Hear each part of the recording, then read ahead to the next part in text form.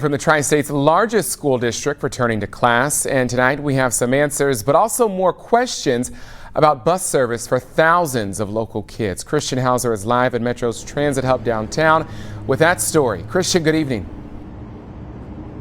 Good evening, Kyle. A SORTA board meeting ended just a few hours ago. During it, concerned Cincinnati public teachers as well as some parents went into detail about why they were worried about the safety of students on those Metro buses. Plus, they also voiced concern for the time it would take some of those kids to get to school. But item by item, SORTA representatives say that these parents and teachers have nothing to worry about.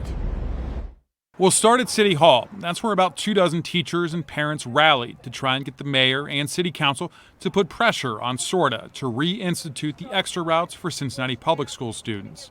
Crystal Wagner is a teacher at Dater High School.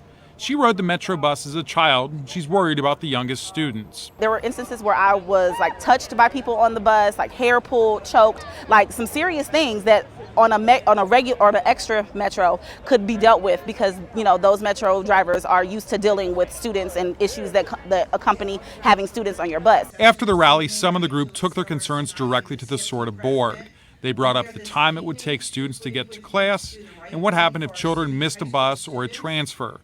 Metro says none of that will be an issue and that service will actually improve under the new plan. So if one bus doesn't show, for example, another one's coming 5 to 7 minutes, or if a student wakes up late and is running late or have to stay after school for a sport or an extracurricular activity, now they'll have another bus they can take to get home versus not having another way to get home after school. Metro leaders also point out that before, some students transferred to multiple buses. Now, no student will transfer more than once.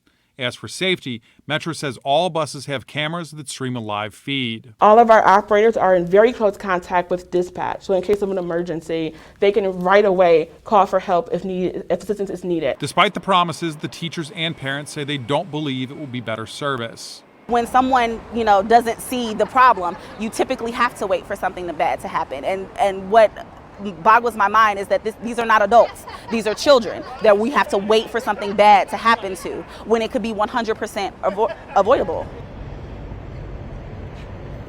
And Metro says that the average ride time will drop from 55 minutes down to 45 minutes for most students. Now, one of the unknowns right now is whether or not those extra routes, the school-specific routes, will come back once Metro gets back to full staff.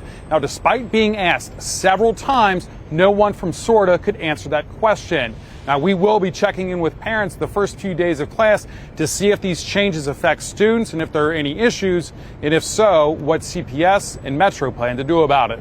For now, live downtown, Christian Hauser, Local 12 News. All right, Christian Hauser, thank you so much. Parents can check their kids' route through the Metro app or on Google Trip Planner.